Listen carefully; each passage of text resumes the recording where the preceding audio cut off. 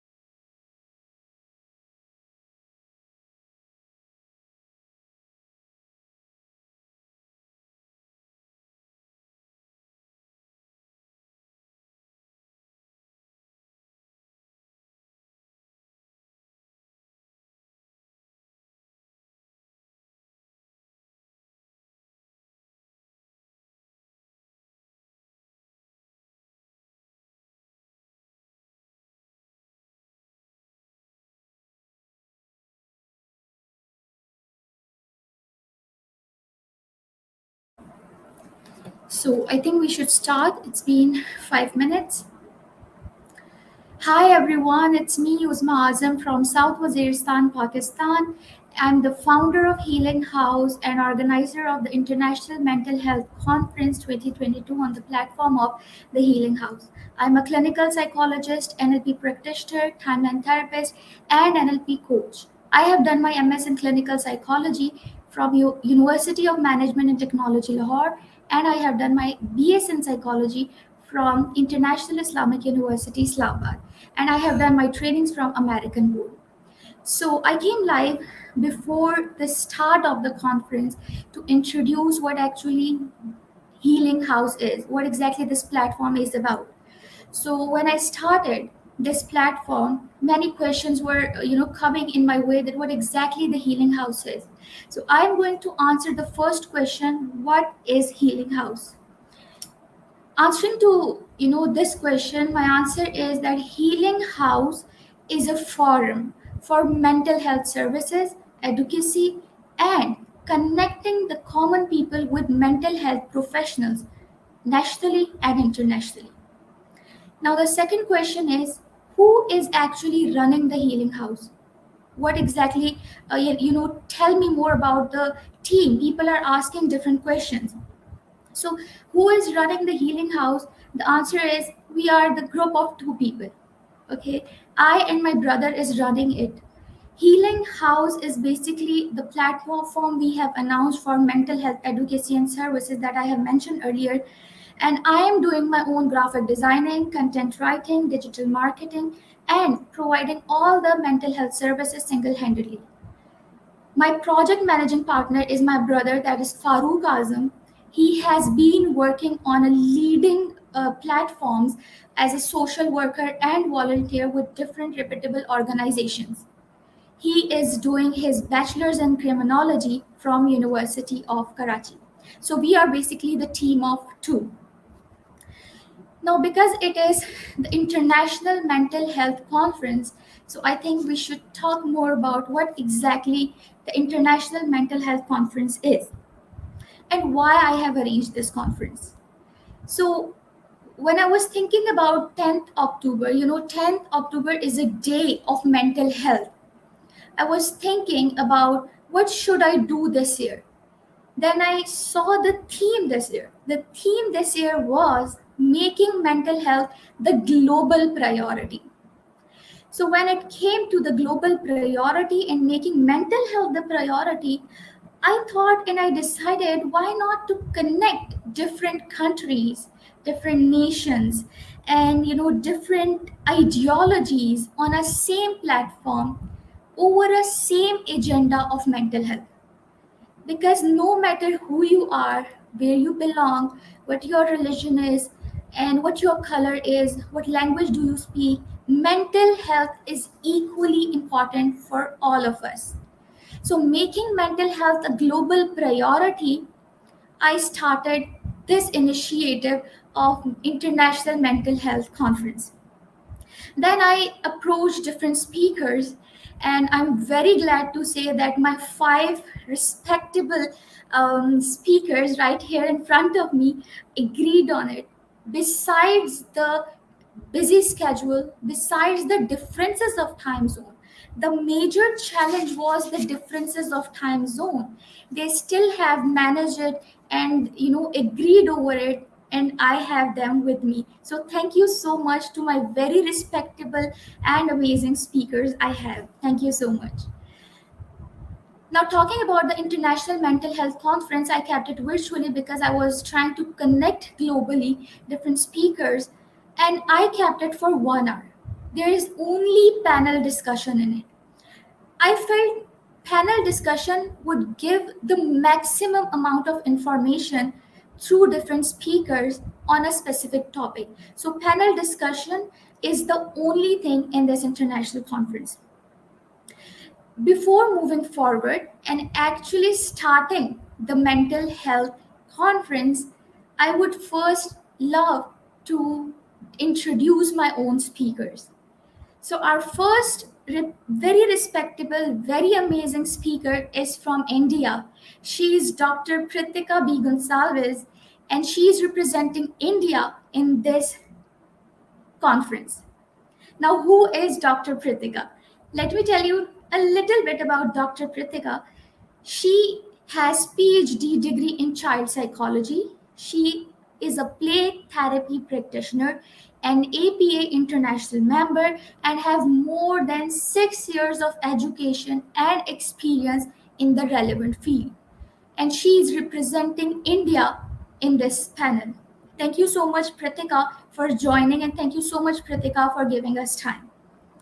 A second respectable speaker is Dr. Anila Khan, who is representing Pakistan along with me in this panel.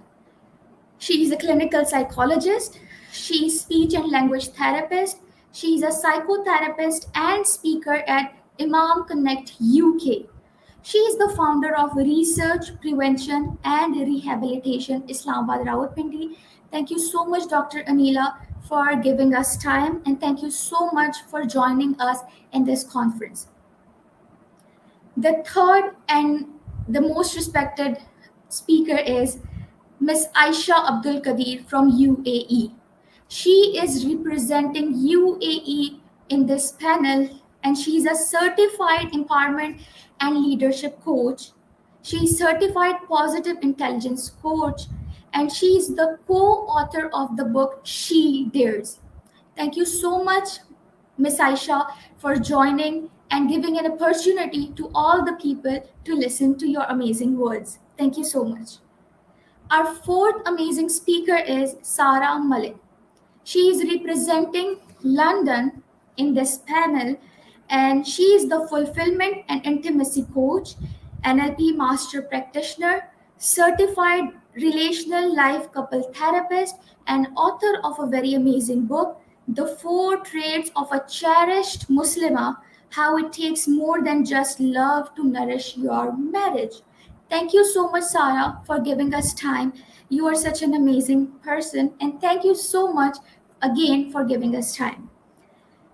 Our last and the fifth speaker on our panel is from USA. She is representing USA in the panel, Carrie Reisenberger. She is from USA. She is a certified and experienced life coach. She is having an extensive corporate career and over 25 years of experience coaching executives, staffs, and clients. She coaches women about empowerment and self-love, which is the most important thing as well. So thank you so much, Carrie, for being such an amazing woman and supporting women as well, and giving us time. So this was all from about the mental health, and we still have to wait for like 15 minutes because our guest have to join at sharp 10. But till then, if you guys have any kind of questions or thing about the platform and conference only, I'm going to take that. Let me just check it out.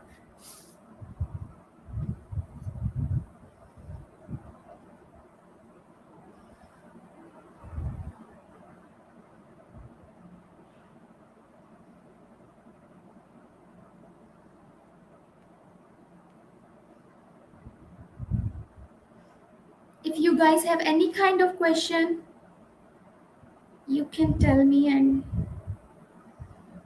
so, walaikum assalam, everyone. Walaikum assalam. Thank you so much. Thank you so much for all your prayers.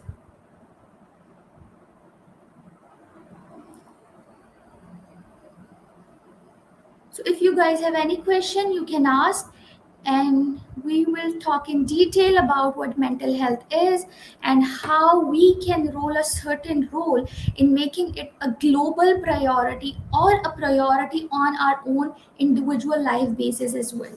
We are waiting for our questions basically. So, if you guys have any kind of questions, you can ask me and I will answer you guys.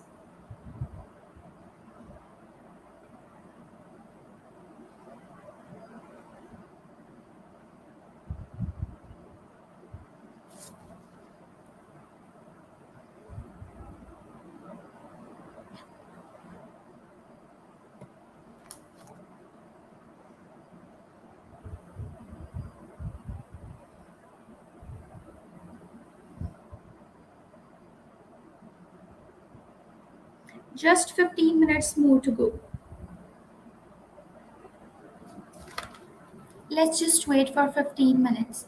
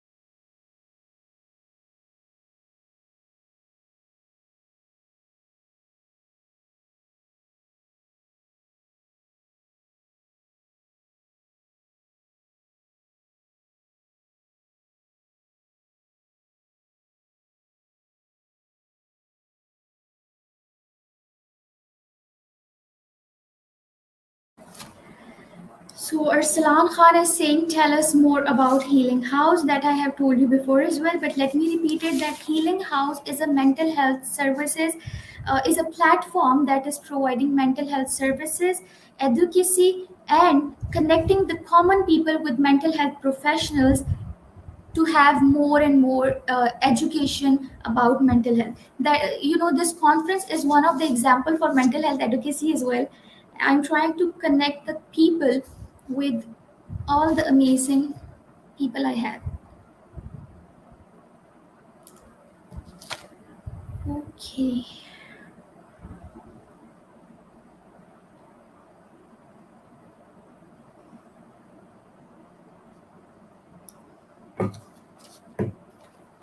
So one question is, how do people get help from Healing House? People can approach me through my email, that is healingtherapyofficial@gmail.com, or I am on Instagram, Facebook, LinkedIn, The Healing House. You can contact me anytime, anywhere, or if not there, you can just comment down here and I will just approach you. No problem at all. There's no long process in it.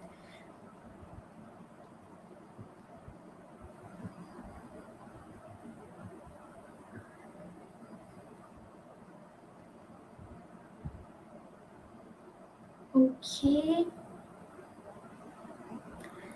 tell us about Pakistani mental health issue. We definitely are going to talk about it, Adil Rahman. We definitely are going to talk about it. That is why we all are here for. So let's just wait for a few more minutes and then we are going to start officially.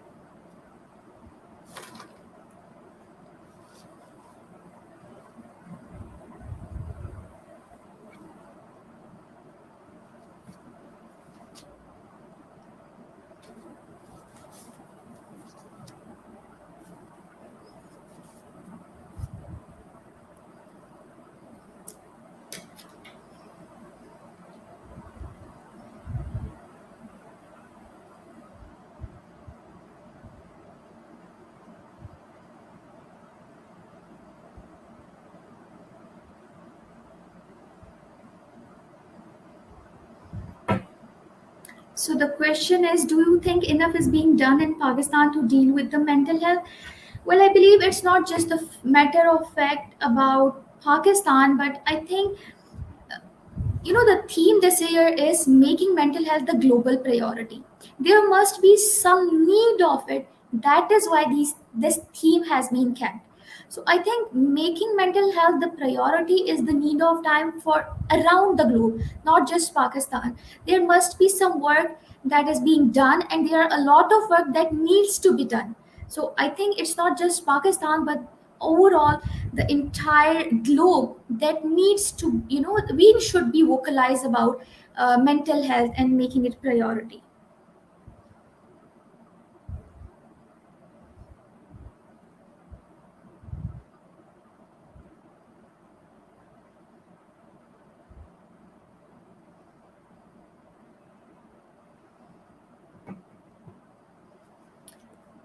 I think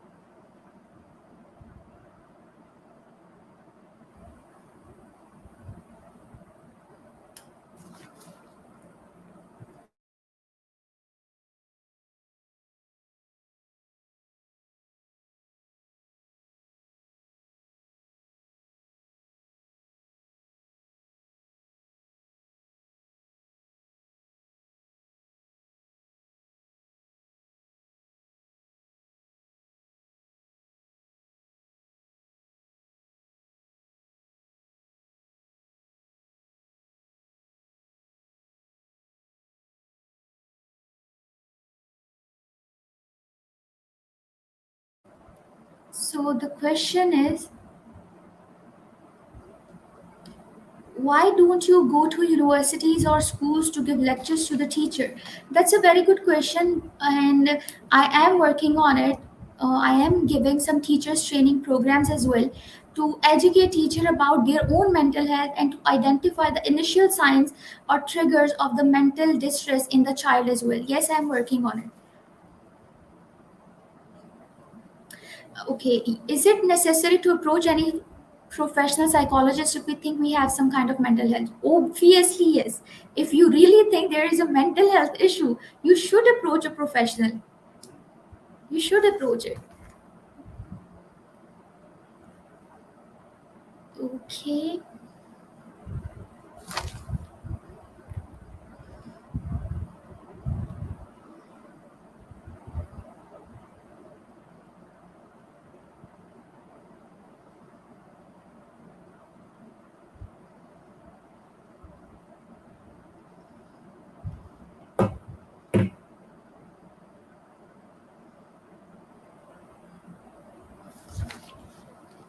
Okay, so the next question is, does healing house charge for its services? So that's a very good question.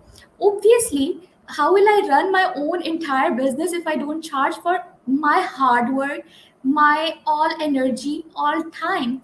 But there's a certain space for it. Like for the entire September, I was giving free of cost coaching sessions, and I have done like round about less than 100 of sessions in the entire month of 1 hour each client. So it's a huge thing. Yeah, I'm giving space free of cost as well, but definite thing is I definitely am charging something. That is why I'm running this business as well. So thank you so much for asking as well.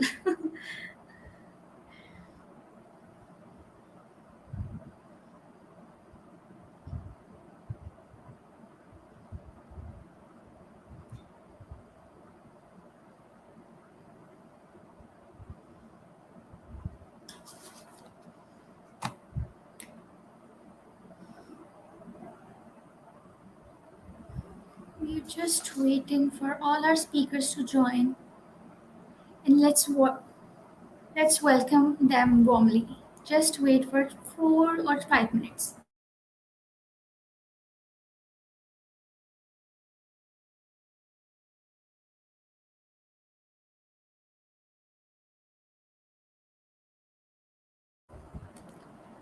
Actually, I am the only one managing the conference, answering the comment section, and a speaker as well. So if there is a kind of flaw or anything, accept my apologies in advance, but I definitely will try my all best to carry out as amazing as I can. Definitely.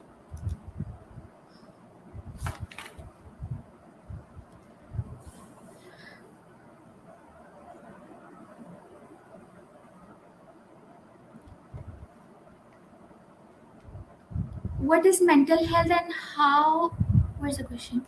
And how we identify issue? Other Rahman, we are going to talk about what exactly mental health is. Don't worry about that.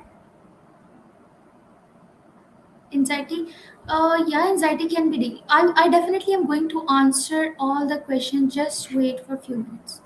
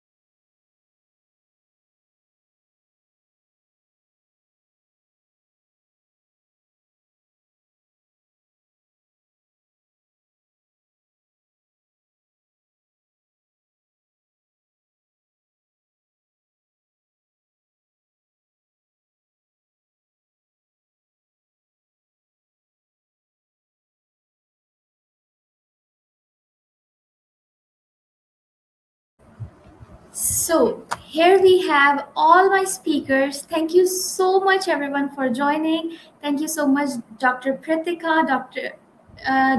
Anila Khan, Aisha, Sarah Malik, and let me add them to the screen.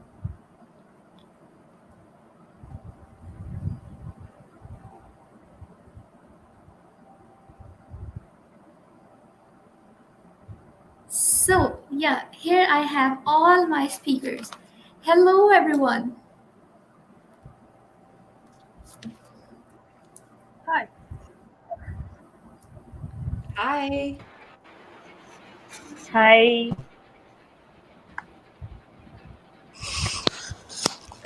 I think it's working. Yeah, it's working. That's great. Okay, I cannot so hear. you cannot hear?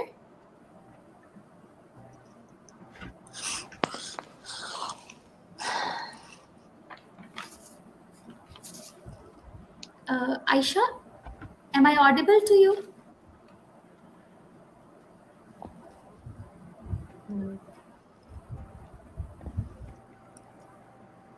Let's just fix it out.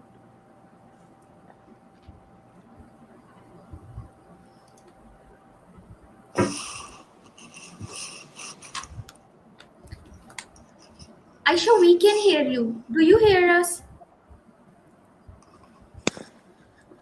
Can you hear me? I cannot Yeah, hear you. yeah, we can Yeah, hear you. still I'm not able to hear you.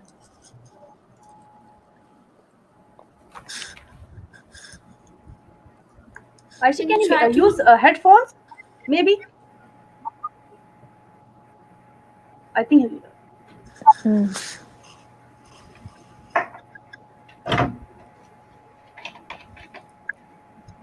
Is it working, Aisha?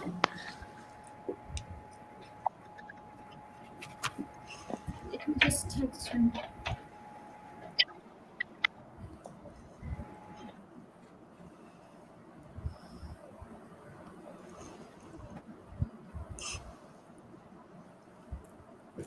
Okay, so it's 10. I think we should start, and until that time, Aisha will fix it out. I have introduced all my guests, so I would love to pass the mic to Dr. Pritika first and to have a welcome note. Thank you, Pritika.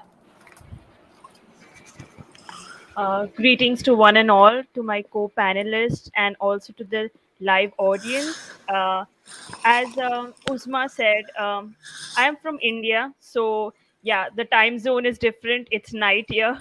And I also thank Uzma for inviting me over here. And it's really, really important to be part of Okay.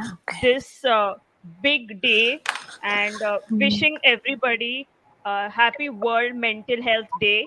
And yeah, so waiting to listen and learn and, understand many different things. Thank you so much. That's really amazing. Thank you so much, Pritika. And a definite thing is, we are going to have Dr. Anila Khan with us for our greetings.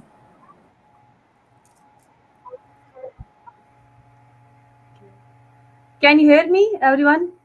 Yeah, we can. Okay. Okay. Thank you so much, Uzma, for arranging this amazing panel discussion. I'm happy to share this panel discussion with all of you. Let me introduce myself. I'm working since 2011, and I am also a mental health advocate, and I'm also advocating for autism. And I'm a human rights activist and social worker too. And I'm part of many national and international organizations. I am a global international for Sound of Autism, Arizona, and I am their director for Pakistan as well. And I am also the founder of Global Alliance for person with different additional special needs, and I'm the founder of Center for Research, Prevention and Rehabilitation, that is in Pakistan, and I am advocating for a lot of issues that include girls, because girls don't get happy mental health. It's a global phenomenon, and we need to work it as a global phenomena. So that's all from my side. Thank you so much. Thank you so much, Anila, for your detailed description. And we are going to pass the mic to Aisha. Aisha, may we have your greetings, please? Thank you so much. Can you hear me?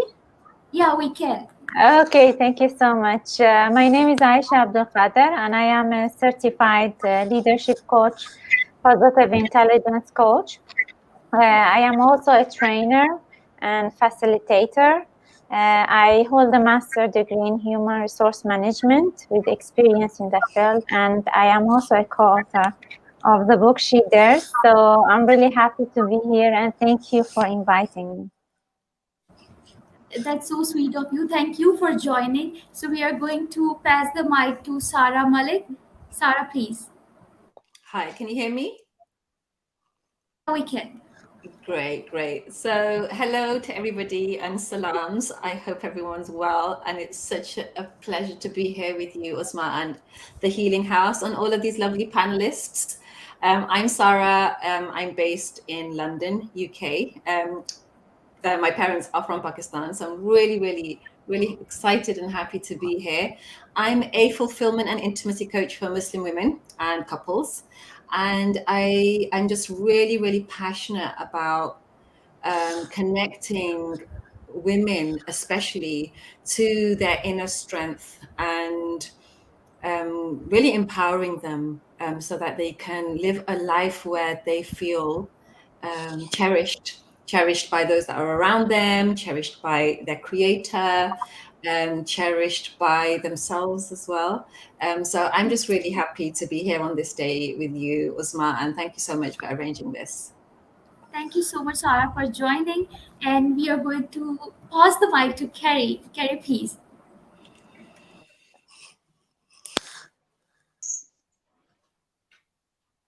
Sorry Carrie, about you are. that. Can Yeah. everyone hear me? Well, thank you so much for inviting me. I'm so excited to be here with all of you lovely ladies and to be on this special day of World Mental Health. I'm from the United States. I am an experienced life coach. I work with women, and I have a very passionate, to helping other women get through their struggles, finding self-love, whether they're coming out of a toxic relationship or other life challenges, and we go through different transitions in life. And it's so fulfilling to see how they develop and grow and really love themselves and find everything internally. So thank you so much for having me. So, thank you so much, all of you, for joining. And now we are going to officially start the conference after our introduction. The major thing here to be discussed is the first thing, what mental health is. So, first of all, thank you, all of you, for your greetings, as it's Mental Health Day. And you people are mental health professionals and you have joined. It's a great opportunity for me for learning as well. Thank you so much. So, if we talk about what mental health is, and as Mike is with me, so let me just start it. What exactly mental health is. If we talk about mental health, for me, mental health is a way of living. For me, mental health is a state of wellness. It's not merely the absence of illness. You know, how we think, how we perceive, and how we respond, it is all included in our mental health. And you know, when we talk about mental health, you know, we usually refers to the working of mind, how our mind works. Okay, so how our mind works is our mental health, how we perceive things, and how we, perceive things, and we respond to it, and how we think about it. This is about mental health. And I usually tell people that mental health is a continuum. It's a range. It can be bad or good, or the range of it, but it's the entire continuum. It's the wholeness, it's the holistic thing. You know, I want to tell the people, and obviously you guys must know that we per second receives 2 million bits of information. And if you have good mental health, your mind is going to filter it. Your mind is going to filter the stray, dramatic, distorted, and horrifying ones, and gonna accept the healthy ones to enter your mind. And vice versa, if your mind is not healthy, it will happen vice versa. So for me, talking about mental health, if you have optimal functioning of your mind, you have good mental health. The problem basically, I was seeing so many questions here as well. The main problem is we basically have stigmatized or associate the mental health with specifically the mental illness. And when we have associated it, whenever we talk about mental health, it seems like we are talking about mental health problems only. The surprising part is we all have mental health. You know, this is the most surprising, but we all have mental health, good or bad, but we have it. Okay, so this should be very clear to all the people who is listening that health means well-being. Health means the optimal functioning of your mind. Okay, the optimal functioning of your body. And when it comes to body, you have heart, you have lungs, you have stomach, you have brain. So understand this, that brain is the part of your body. Okay, brain, and I can openly challenge anyone right here, prove it that brain is not the part of your body. You cannot prove it because brain is actually the part of your body. And if it is the part of your body, why we are differentiating the physical health with the mental health? Because for me it's just health. It's health. We have categorized it into mental and physical, and the range. It's health. It is under the term of health.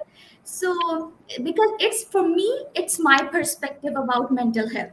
I consider it a health. I consider a part of body. So let's move forward and see what Dr. Pritika thinks about actually what mental health is. Yes, Pritika. Yeah, thank you, Uzma. For me, mental health is in a very general language, because I handle kids from 3 to 18 years old. So I come to that level. So for me, easy way is this is the CPU. If your CPU stops working, everything will stop working. So mental health is your CPU. So if your connection to that is not there, your physical health is of no use. All your problems start from here and comes out in your body. So everything from stress, from diabetes to blood pressure, everything is all here. So if this is proper, everything is fine. I would suggest and I would tell, just like people go annually for physical health checkup, you need to go to a mental health professional annually at least. We all have good mental health, but we need people to talk to remove out our stress, our problems, and mental health professionals are there for you. So for me, mental health is important because it will keep my physical health also better. That is what for me mental health is. That's really amazing. You have shared such an amazing perspective, and specifically for the children's 3 to 8. And thank you so much, Pritika, for sharing. We will move towards Dr. Anila. So I would definitely ask the same question from Dr. Anila as well. What is mental health for you? So I think Dr. Anila is stuck right at the moment. We will pass the mic to Aisha. Aisha, what is mental health for you? Uzma, I would like to thank you for emphasizing on that mental health is not for a specific category of people, and mental health is for everyone. So that is very important thing that I think the audience need to know about. For me, mental health or mental well-being is life well-being. Because as Dr. Pritika explained, the brain or the mind is the CPU. So this is the, let's say, the place that controls everything in us. So mental health for me is life health as well. The way the health or well-being of our mind or our thoughts, our feelings and emotions, which at the end will impact our relationships, the way that we socialize, the way that we learn and perform. That's so true. That's so true. You have just explained it in a very good way that it's a life being basically. So we will move back forward to Dr. Anila. If Dr. Anila can share her views on what mental health is. I think there is still an internet connectivity issue. We'll shortly move to Sarah Malik. Sarah, what do you think about mental health? Well, I echo what everybody has said. I love Dr. Pritika's analogy of the CPU. Yeah, as you are aware, Usma, in your linguistic programming, we talk about how we can program our brain and the language that we use with our brain. And no matter how many times we run a program, if we're running the same program, we're going to get the same results. So for mental health, I think it's so important to like you said, the mind is part of your body, and so it's physical. For me, mental health is really, really a combination of so many different things. And I think it comes from the body. So your health will affect your mental health, your thoughts, your feelings, what you're experiencing, how your relationships are. And it's so important for us to have that hygiene, mental hygiene, just like we wash our clothes when our clothes are dirty. If we don't, then they're just going to get dirtier and dirtier. Same as our thoughts, are we telling ourselves positive things? Have we been brought up with positive attitudes, positive beliefs and values? And what experiences have we had and have they affected us? So I think there's so many different facets to exploring why our mental health might not be okay. Somebody on YouTube just asked in the comments, how can you tell if you've got a mental health problem? Things like stress and anxiety and worry and not being able to sleep, being irritable, overly irritable with other people. These are all indicators. And I think the body lets us know when it's not okay. So, just listening to the body and recognizing that in our brains as well. So I think it's just, for me, mental health is a really, really broad thing that's affected and influenced by so many different things. Yeah, so that was an amazing point about the communication you just have mentioned. Our body actually communicates to mind to how to respond and how to feel it. So that was amazing point. So we will pass the mic to Kerry. Kerry, what do you think mental health is? Well, first, I love what everybody said. And Sarah, one thing I like to bring up with the body, a lot of times with my clients, one of the words I use is awareness, right? And it's not just being aware of your situation, a lot of times being aware of what happens physically. If you're wondering if you have a problem, are you hands getting sweaty? Are you getting nervous? Are your body reacting to the emotional things going on? And a lot of times, understanding what happens to your body when you get stressed. I'm getting an echo. Sorry. Goes into the mental health issue of what you're having a talk over this. Sorry about that. So I think being aware is a great word, and getting into mental health is a state of the well-being, right? It enhances how we cope with life. And when I'm talking to how we cope with life, it's not only the good, it's the bad, it's the struggles, it's our stresses, our life transitions. And so having a good mental health really gets you along those challenges, right? It affects our mind, our body, and our soul.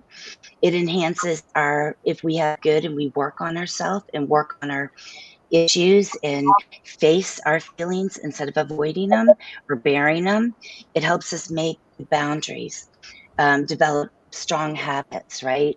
Better relationships.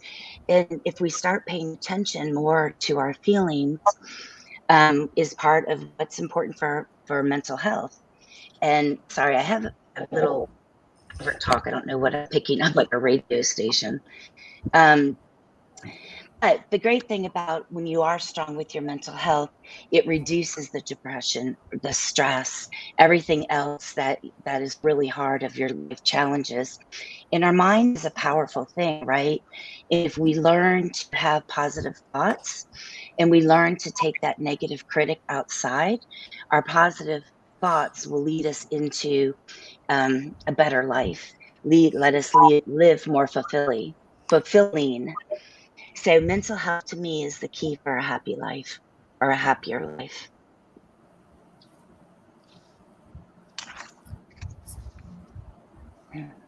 Okay. So thank you Okay, so much. yeah, sorry. Yeah, you are audible. You can speak. Okay, no, I'm done. I'm just sorry. I don't know if I'm picking up a radio station, but it's just very weird. So I was going in and out. I couldn't hear you. No problem. No problem. Thank you so much for sharing your views. You just share such amazing points with us. Thank you so much for that. And finally, we have Dr. Anila Khan with us, passing the mic finally to her. Dr. Anila, what exactly mental health is for you? We would love to hear you now.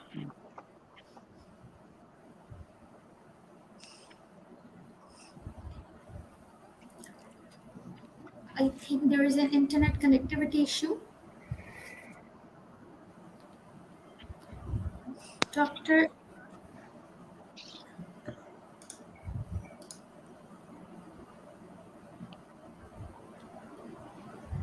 okay, her internet is not working properly. I just don't know why.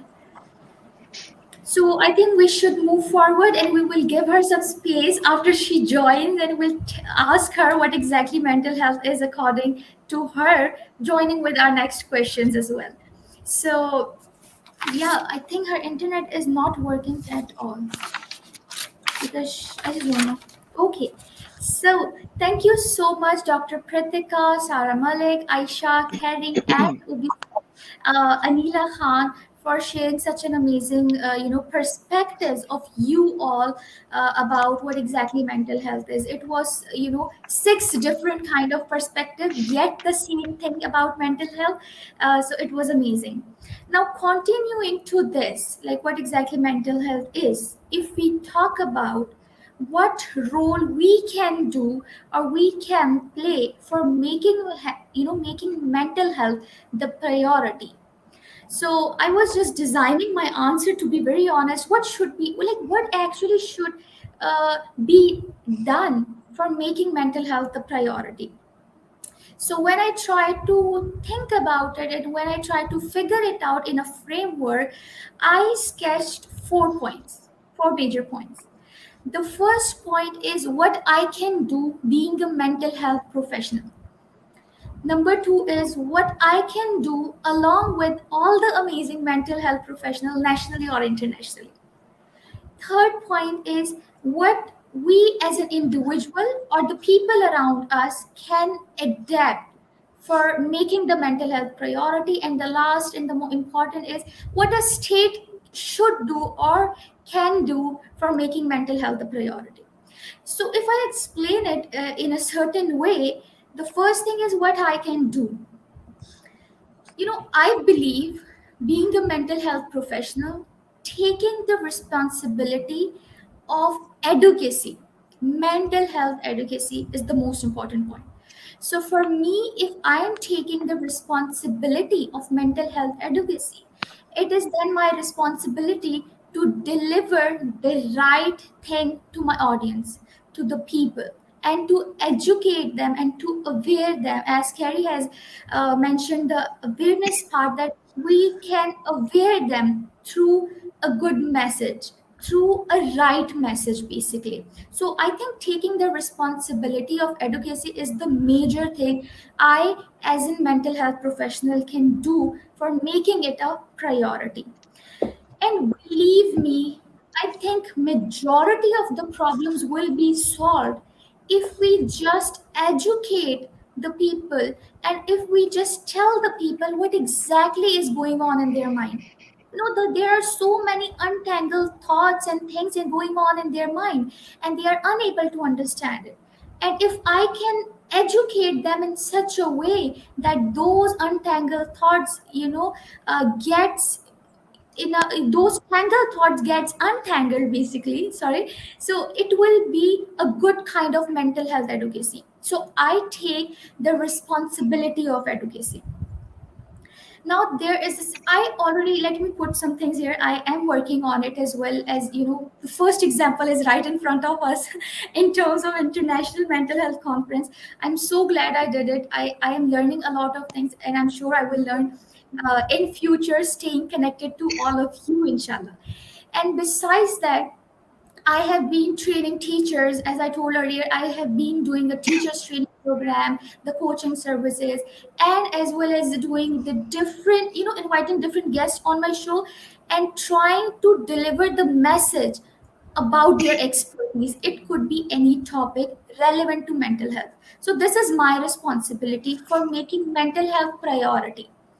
The second thing which I tried to figure out was, how we all mental health professionals together can do something. And I just found that, there are psychologists, there are psychiatrists, there are life coaches, there are empowerment coaches, different kind of coaches, there are NLP practitioners, there are timeline therapists, and a range of things.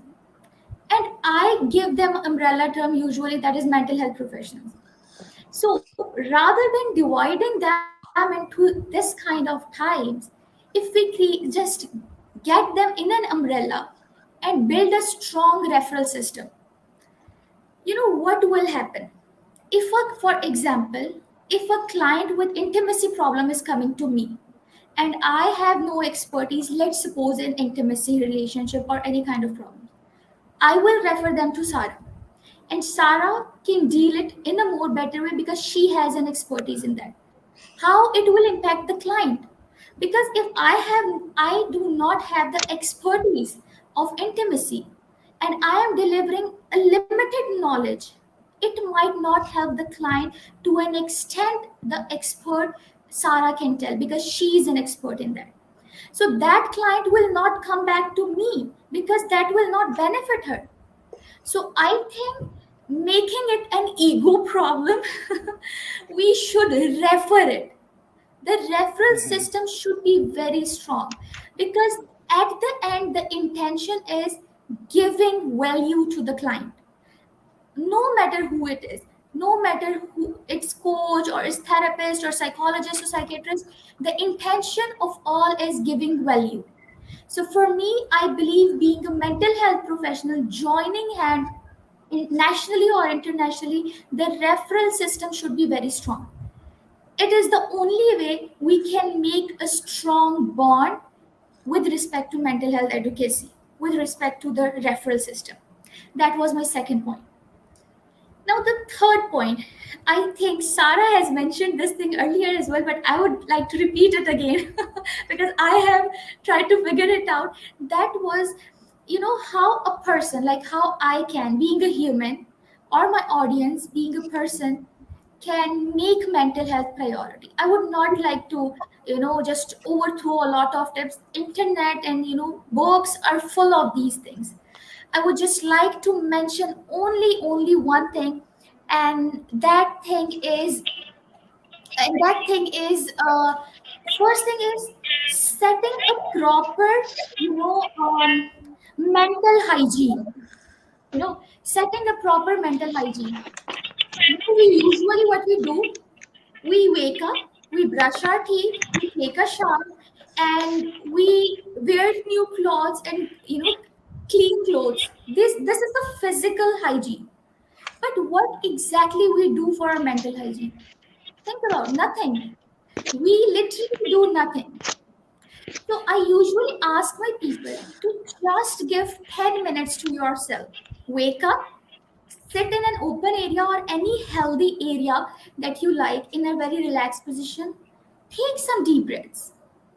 Have the grounding techniques. There are so many grounding techniques. Have that. Take a pause. This world is just running so fast. It's just running and running and running. And we need to take some pause. So I think taking pause is setting that mental hygiene as well.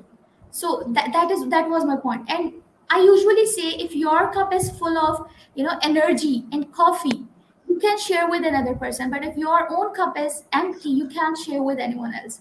So by mental hygiene, you can actually fill yourself with the positivity, with an aura that can help others. So whenever someone comes to me, because I have that aura with me, I am adapting the mental hygiene. People will come to me and I will be empathetic to them. But if I don't work on this and I don't prioritize my mental well-being, what will happen? I will just totally labelize them.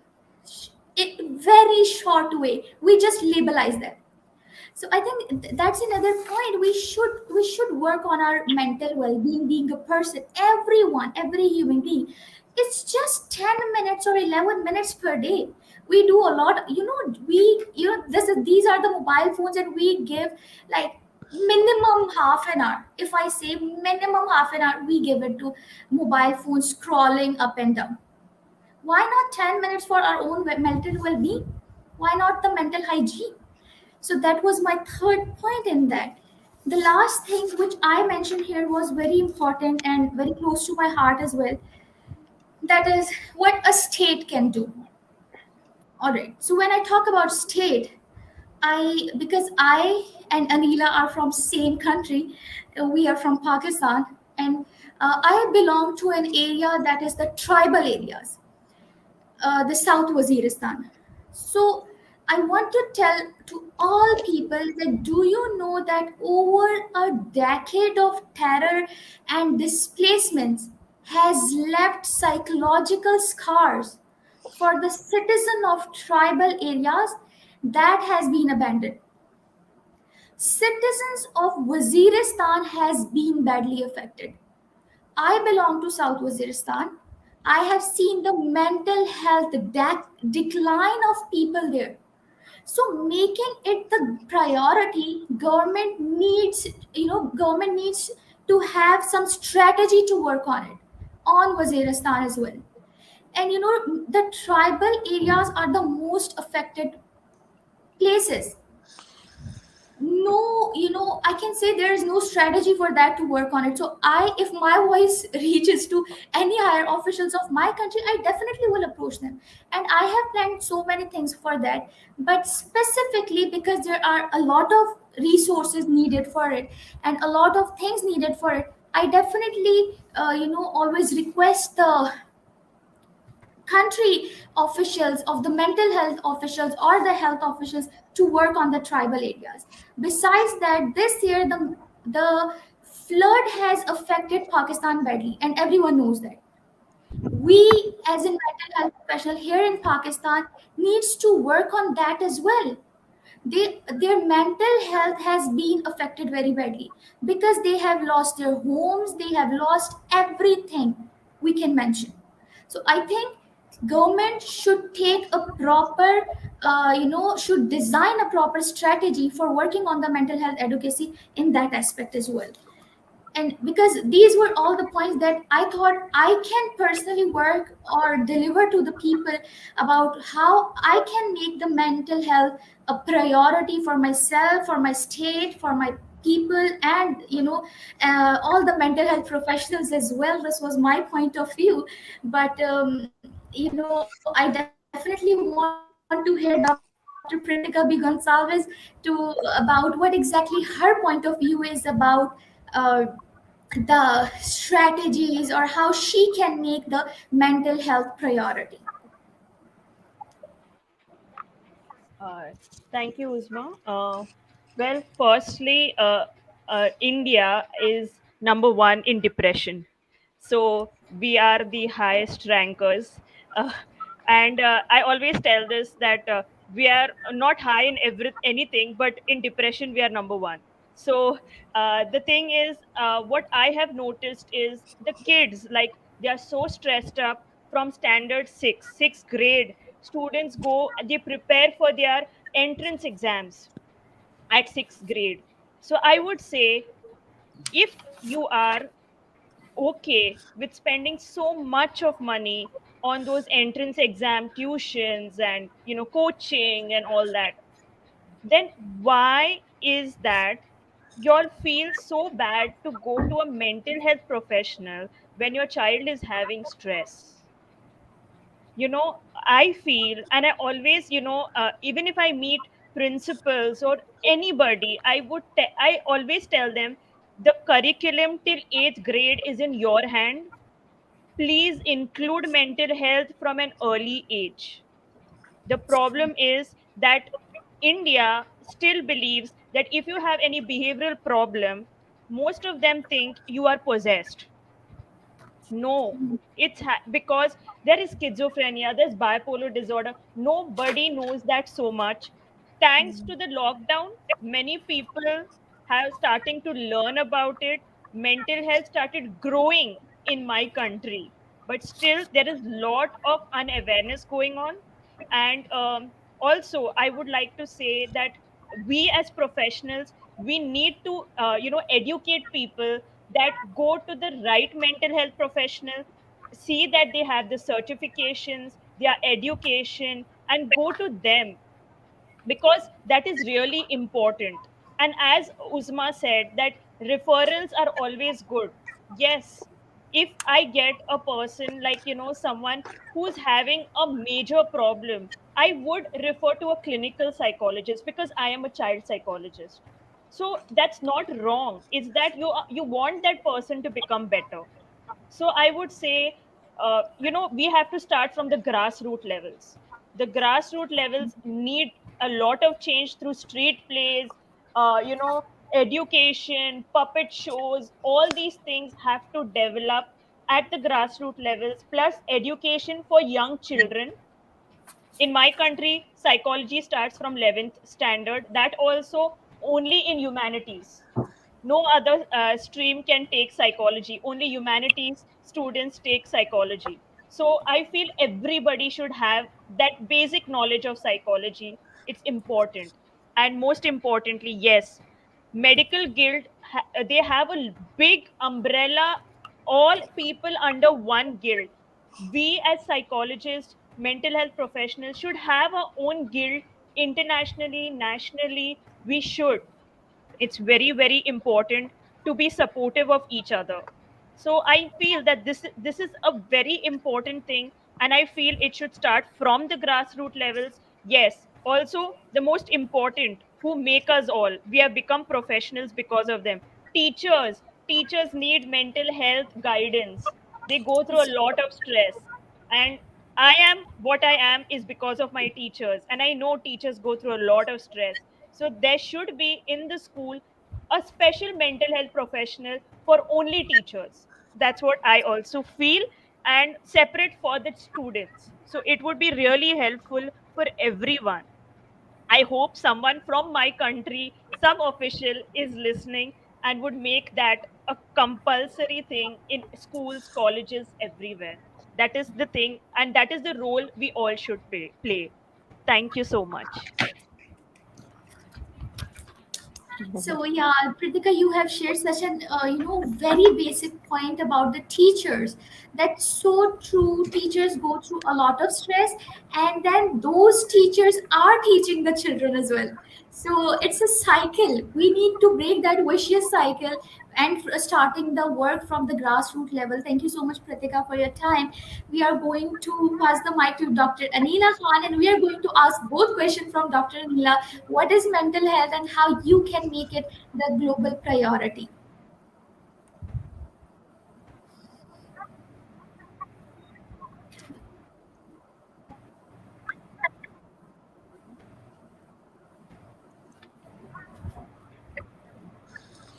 Usually do a lot of live session already that I talk about mental health. Usually, it's more like for me that I am living mental health. I am working with children. I'm working with adults. So for me, mental health is like they will come to me. They think mental health is something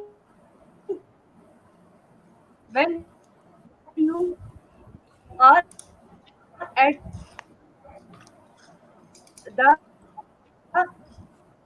peak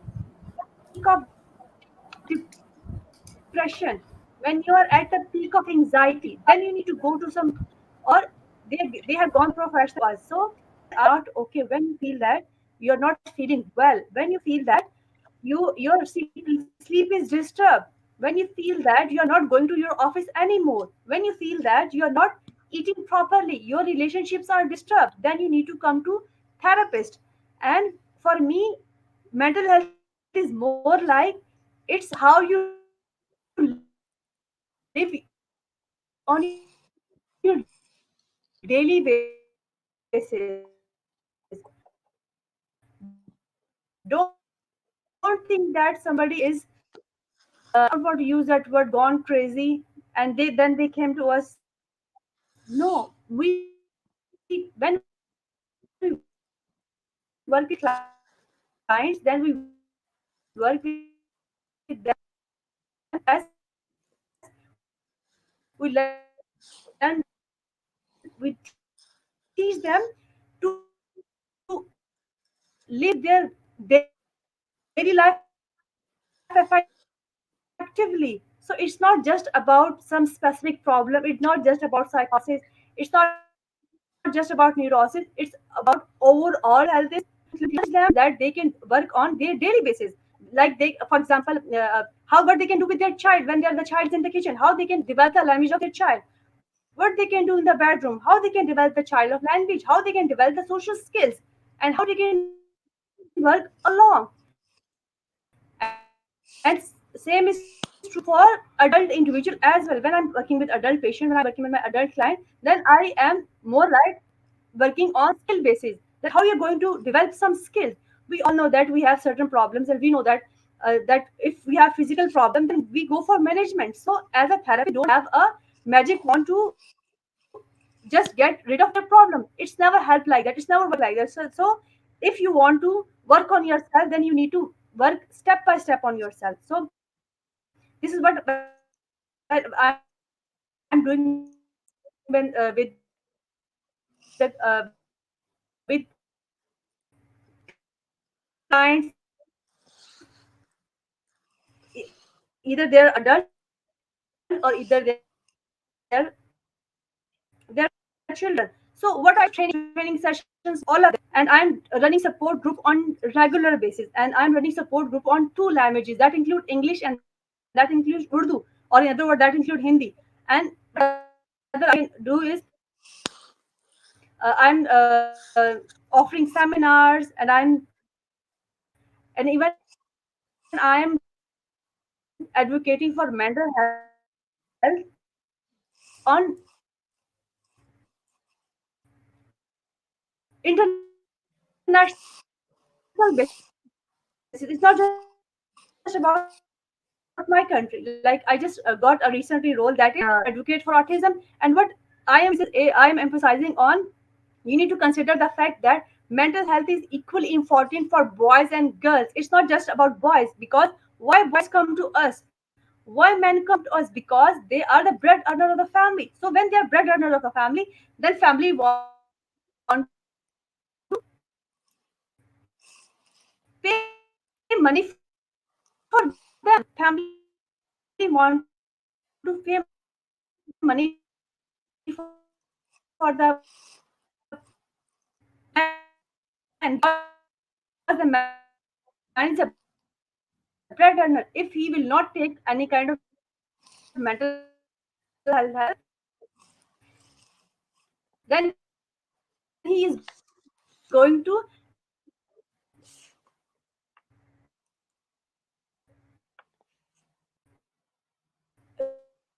there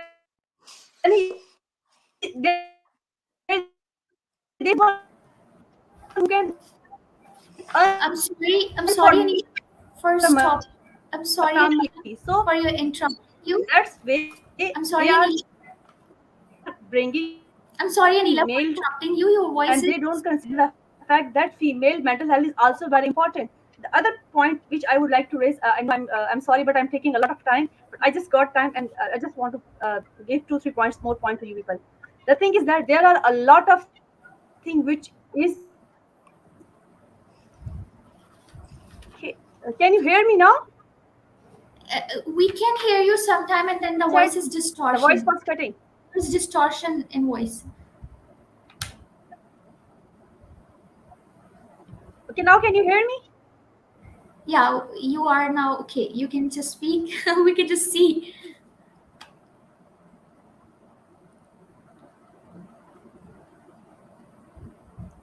No, it's not working.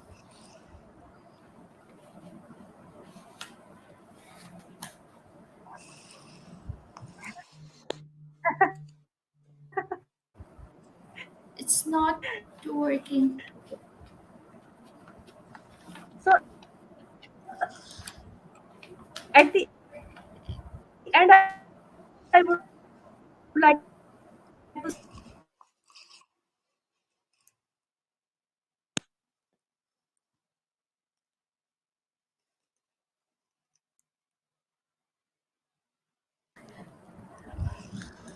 There is an internet connectivity issue on the side of Dr. Anila. So I think we should. I just don't know. Anila, you can hear me?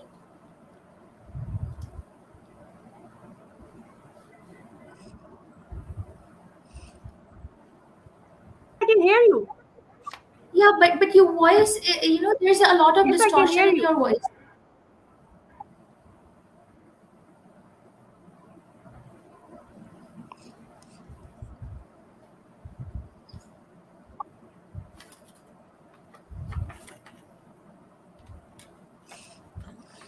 I don't know why it is coming,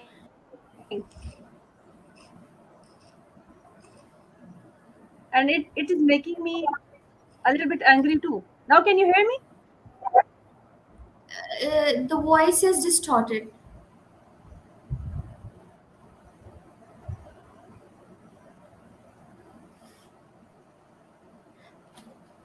Anila, it would be great if you rejoin because the time is limited. You can rejoin and then continue to the point. Okay, so till then we can pass the mic to Aisha, and we would love to hear from Aisha the same question, that what exactly she can do for making mental health the priority.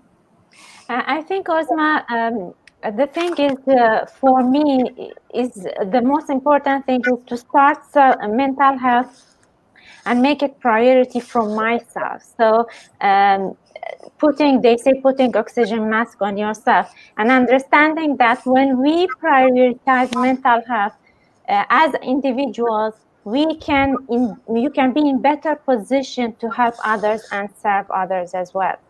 The other thing that I would like to elaborate here is normalizing seeking help regarding the mental issues and mental health issues. This is so important, especially with men.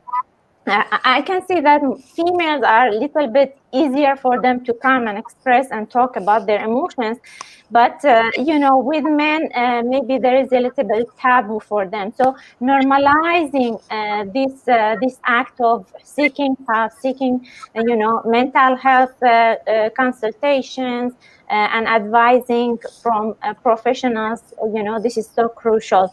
And also, finding safe space where it's non-judgmental for ourselves, to be able to take care of our mental health, to talk, to express, because we learned, to suppress our emotions, which is not healthy at all.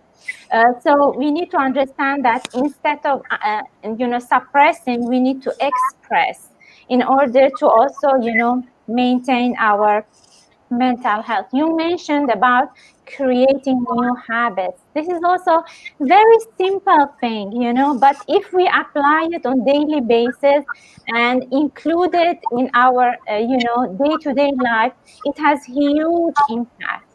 There are lots of modalities, there are lots of techniques that we can learn, and we can choose the one that suits us. We are different as human beings, so we can choose the one that suits us. I love what Carrie said about awareness. This is so important, to be aware about our thoughts, our emotions, and listen to our body.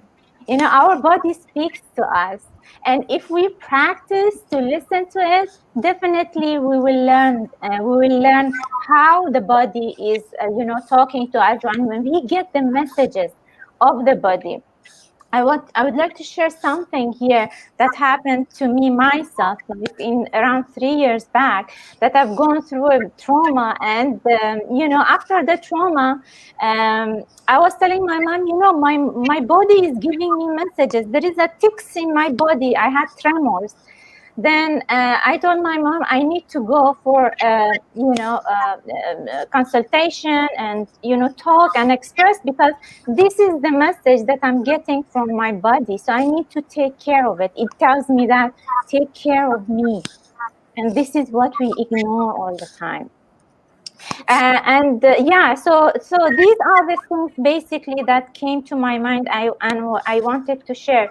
The other thing that you also mentioned, Osman, I really loved it, is to pause, to take time to pause, because we are running all the time, and we think that this is good thing to be busy all the time. Whereas when we pause, when we just be present in the moment and take care of ourselves, I mean, our performance will improve, and we can, have better results, better relationships in our life. So these are basically the points that I wanted to share. And as all of you know, that stress and anxiety, it's like, shooting up. It's like increasing day by day. That's why there is a day which is called World Mental Health Day. That's why it's so important to take care of that and pay attention to that. The other thing I would like to mention here is like creating awareness in the society, and starting from families.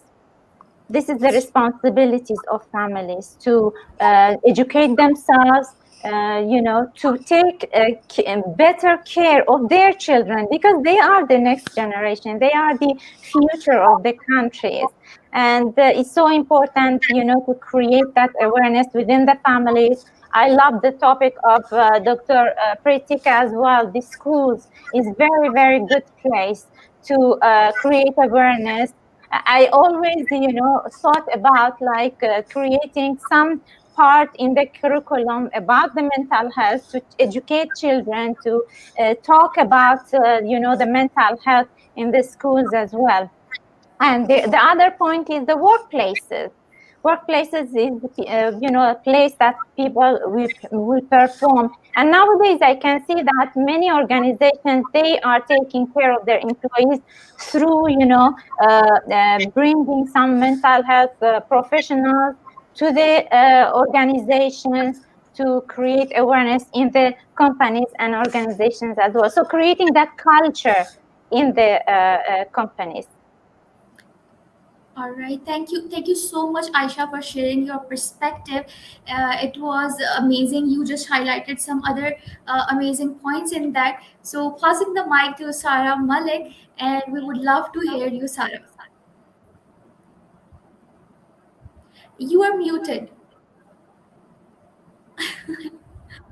Sorry. So I would just like to say thank you to Aisha, and thank you to Dr. Pradika. It's been really, really lovely to hear what you're doing and how you're promoting mental health as well as Uzma as well. And it's such a shame that we didn't get to hear Dr. Anila. I would have loved to hear her and what she has to say. I think, a lot of points have been covered, so I'm going to reiterate some. And I just try to summarize what I have to say. Obviously, we could talk about this for a long time. What I think is really important is this word global that you used, Osma, in your description, making it a global priority. And one of the reasons I'm really, really passionate about being here today is because it is being aired in Pakistan. And inshallah, lots of the viewers are in Pakistan, because this is a global issue. So, I was born and bred here in England, and I've worked through my own stuff, And what's really, really fascinating is these problems are global. So all of family problems, relationship problems, problems with children, trauma, trauma, things that we've experienced that could be sexual trauma, it could be physical, it could be war and displacement, like what you're talking about. And, so many of us, we all have the same scars and the same blood, and we're all around the world. When I first read books on in-law problems, written by American white women, I was shocked, because I was thinking, well, they're experiencing everything I experienced. I thought I just did that because I'm from a Pakistani family. So I think what's really important is these problems are all global, and the cure is the same. It's talking about it. It's teaching ourselves. I think Dr. Pritika and Aisha said it as well. I think Kerry said it as well. It's so important for us to look after ourselves, firstly as professionals, so we can model to other people what it's like to look after ourselves. If we're feeling stressed out, if we're feeling depressed, how are we going to fix it? And then teaching our children that, and teaching their friends that, so we're all talking the same language. I think it's just brilliant to be teaching the youth and to be teaching children, to be able to identify feelings. I'm feeling sad, I'm feeling angry. Dr. Emily, we didn't get to hear her much, but we heard that she was feeling angry because the internet wasn't working. And we want to be able to teach our children that language as well. So yes, definitely, collaborations like this is so brilliant. It's about knowing that we are global, we can connect like this. And I think some tips from my side would be to really minimize what causes us stress. So really feeling into that. I think it was Kerry saying, what is the body actually saying? Where am I feeling it? What is that part telling me? If it's my shoulders hurting, have I taken too much on? If it's my mind hurting, is there too many thoughts that are disturbing me, that are causing me to have stress or anxiety or worry or hopelessness? So minimizing what causes it, finding out the causes, finding what our triggers are. For that, we're going to have to learn how to put down healthy boundaries. For that, we're going to have to learn how to communicate those boundaries. So minimizing the stress, but then also maximizing what de-stresses us. So doing more self-care, talking about it more, finding people that can help us. And I think Aisha was mentioning, such a big stigma. Somebody on YouTube in one of the comments said, well, if we were to go to see a psychologist, people would call us pagal. They would say we're mad, And it's about normalizing it and actually talking about it, that actually is good to talk. My mom always said that in back home, and they used to say, if you've got nobody to talk to, diwar se baat karo, talk to the wall. Journaling, talking to yourself, or talking to somebody. And I think it was Dr. Prithika who said, go and look for the right person that can help you.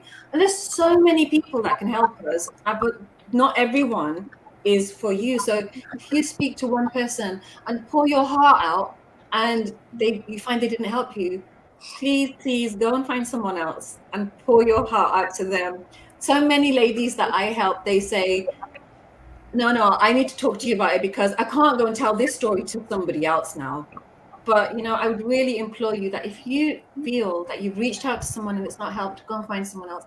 Keep on looking for the person that can help you.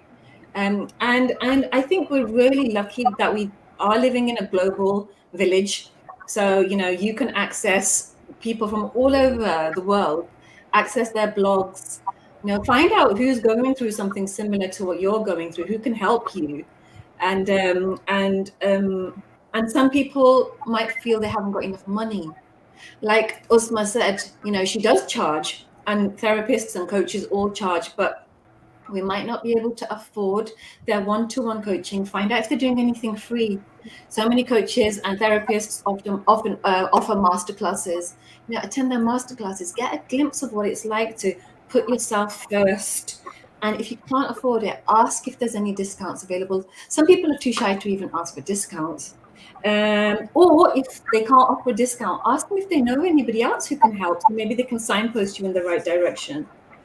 So I don't want to say any more because I've just taken up a lot of time. I could say a lot more, but I think I'll stop now. No, no, you have spoke really well. Thank you so much, Sarah, for your points. And as you just have mentioned, we are living in a global village, and sharing this space together is such a learning experience for me, and obviously for all of you as well. I would definitely go towards Carrie. She has been waiting for so long, so No, that's okay. I know we now only have a few minutes, but I wanted to, Dr. Priktika, we have some school issues here. The way the United States is, our school systems run by each state. So you have some states that are more money going thrown into it. And I live in a state that we don't have a lot of money thrown into it. And we're one of the worst. And our teachers, I mean, I developed these self-love classes, and I have a lot of friends because I was PTA, president, helped out a lot with the school and was there a lot, especially in elementary. And those teachers are run ragged and they are really, really struggling. And so I've even had some schools that I'm going to go in and do free self-love work because they forget about themselves fully because they're working 24/7. They're doing work of what the parents should be doing, a lot of them. And it's kind of tough here too for the teachers. And I wanted to bring a point, just how everything is globally. And I think a lot of the ladies mentioned, we are all in the same pain, suffering. We go through a lot of the same obstacles in life. And even, in the United States, I got a statistic because I was curious, from the United States National Center of Health Statistics. Since 1994, in America, among teens and adults, there has been a 400% increase on medication to help regulate people's emotions. And this is where I call out to everybody. If we can help you and everybody helps each other learn how to deal with our feelings, learn to process through our feelings, understand, I'm going to use the word over and over, aware of what's triggering us, what's giving us pain, instead of ignoring or tolerating. We do tolerate way too much that we shouldn't. A lot of times we should deal with, instead of tolerating when we aren't being treated right or different things like that. But if we all come together and we work on that globally, it could really relieve a lot of depression, stress, anxiety issues, especially in children. And I'm going back to you, Dr. Prikka. It's if we taught our kids when they're little, right? And we taught them how to deal with emotions, and it's okay to have a bad day, instead of yelling at them for being bad, or instead of yelling at them that they got upset and angry. Angry is just an expression of something you aren't dealing with internally. And if we taught all of that at a younger age, we wouldn't have such teenage suicidal rates. And we wouldn't have such pain from childhood go into adulthood, and how you deal with it in flight, fight, freeze mode. Maybe you could have processed it as a kid and had healthier relationships as adult. So I love that we're all coming together because we are human and the pain is the same and dealing with the struggles is the same. It doesn't matter what country, what race, what, male, female, we all go through the same thing, and learning to be aware and dealing with it is the healthiest thing for everyone. And I know the time's up, so I'm going to leave it short. yeah, that's so true, Kelly. But you just have mentioned that, I believe hearing the passion and listening to the dedication of all the speakers and the mental health professionals I have with me, either it is Dr. Kritika, Sarah, Anila, Aisha, or Kelly.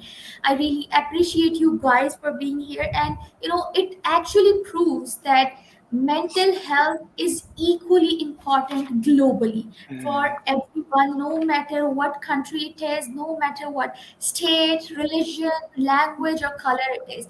Globally, it is required to work on mental health and making it a priority. So, going towards the end, I thank all my amazing speakers for coming and joining this conference and making it a huge actually. And I think this is the need of time to be vocal about. Wishing you all a very best for your future ahead. I think let's take a picture, an impactful picture with a sign of victory. Like we did it. We finally did it. I was just so anxious about it, but we did it. So can we just Oh, take a picture like this? And here you go. Too good. Too good. Thank you so much, everyone, for joining. Thank you so much for all your time. Thank you, Dr. Pritika from India. Thank you, Sarah from London. Thank you, you. India from Pakistan. Thank you, Aisha from UAE. And thank you, Kerry my from pleasure. USA. Thank you so much. Thank And you. take care. Bye. Bye bye. Bye. Bye.